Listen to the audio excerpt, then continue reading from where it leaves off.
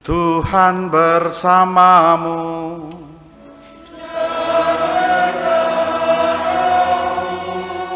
Inilah Injil suci menurut Yohanes.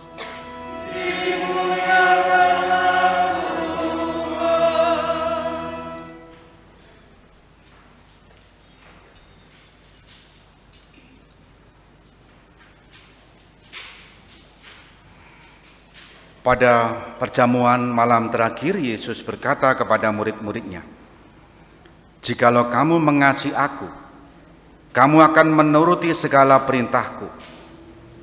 Aku akan minta kepada Bapa, dan Ia akan memberikan kepadamu seorang penolong yang lain, supaya Ia menyertai kamu selama-lamanya. Jika seorang mengasihi aku, Bapa-Ku akan mengasihi dia. Dan kami akan datang kepadanya dan diam bersama-sama dengan dia.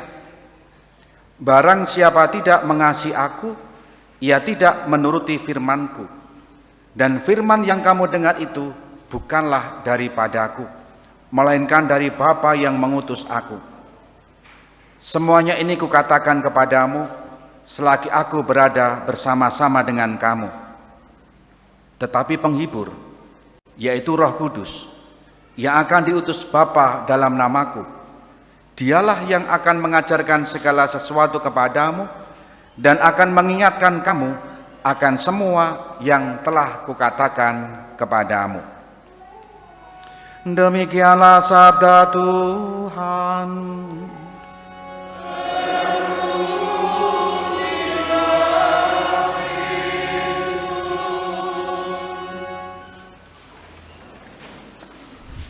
Saudari-saudara yang dikasihi Tuhan, selamat pagi berkah dalam. Kita bersyukur bahwa kita merayakan Pentakosta hari ini, hari raya ini dengan lebih meriah. Mulai bulan Juni kita semua sudah merapatkan barisan, ya. Jadi yang semula 3-3 sekarang sudah tak berjarak.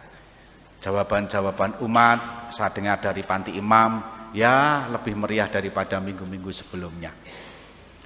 Nah, hari ini pula kita memperingati hari kelahiran gereja. Mengapa?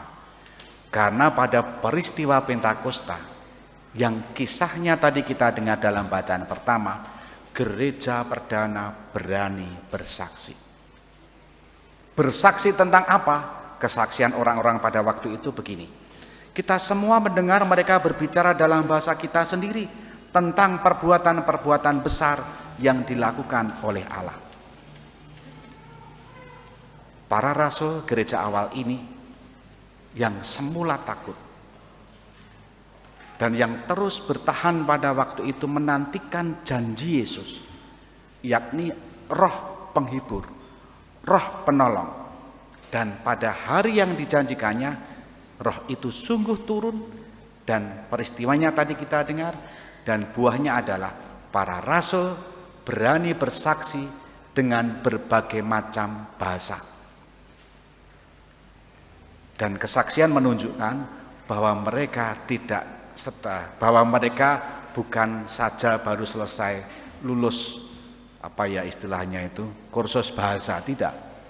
Tanpa kursus bahasa mereka bisa menggunakan bahasa asing yang di luar kebiasaan mereka. Itulah kelahiran gereja. Gereja terbentuk, dicurai Roh Kudus, dan para rasul gereja perdana ini kemudian berani memberikan kesaksian tentang perbuatan besar yang dilakukan oleh Allah. Perbuatan besar itu adalah Allah membangkitkan Yesus dari kematian. Nah, itulah janji Yesus terpenuhi, dan para rasul kita tadi mendengar begitu berapi-api untuk mewartakan kabar gembira. Selain itu, saudari-saudara terkasih, perayaan Pentakosta ini juga menggugah kesadaran kita semua. Kalau kita hari ini merayakan Pentakosta atau hari kelahiran gereja ini, apa yang bisa kita buat?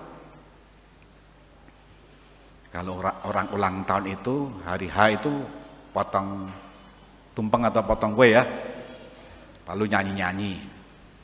Apakah kita hari ini nanti setelah lagu penutup atau sebelum lagu penutup nyanyi Happy Birthday to you? Ora. Tidak. Kita diajak untuk berani bersaksi juga atas kebaikan yang Tuhan berikan dalam hidup kita. Maka kalau kita berani mengakui diri sebagai pengikut Kristus, berani mengakui diri menggunakan simbol-simbol kekristenan dalam diri kita, itu adalah buah roh. Itu adalah karya Roh Kudus. Bahkan tadi dalam bacaan kedua kita mendengar Paulus menulis suratnya kepada jemaat di Roma begini. Oleh roh kita berseru, Aba, ya Bapa. Ini juga buah Roh Kudus, daya Roh Kudus. Bapak Ibu saudara-saudara, kalau mau menyebut Allah yang tak kelihatan sebagai apa? Sebagai apa? Allah yang tak kelihatan itu sebagai apa kita menyebutnya? Bapa. Karya Roh Kudus menjadikan kita menyebut Allah yang tak kelihatan itu sebagai Bapa. Maka dalam doa-doa harian saudara-saudara, ketika kita mengucapkan itu berarti bukan kekuatan kita semata-mata secara pribadi, tetapi itu adalah karya roh yang membuat kita mengakui Allah kita sebagai Bapa. Dan roh itulah yang menuntun kita kepada kebenaran. Kebenaran akan iman kita, yakni Allah membangkitkan Kristus dari kematian. Hari ini kita akan mengantar anak-anak kita sejumlah 9 anak bayi kecil-kecil gitu ya. Kita kembalikan tradisi sebelum pandemi, baptisan bayi disatukan dengan misa hari Minggu pertama dalam bulan. Kita kembalikan.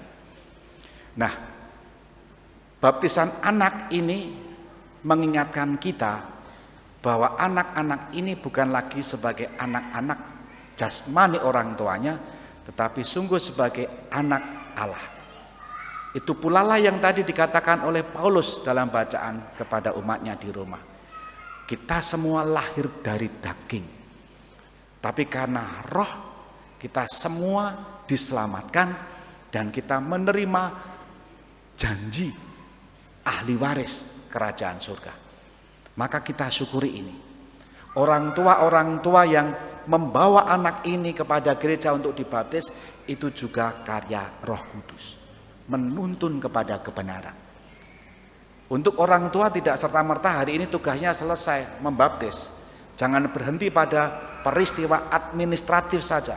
Dicatatkan di buku baptis dan nanti mendapatkan kutipan baptis, lalu tahu bahwa anaknya sudah dibaptis dengan nama baptisnya. Tanggung jawabnya lebih besar.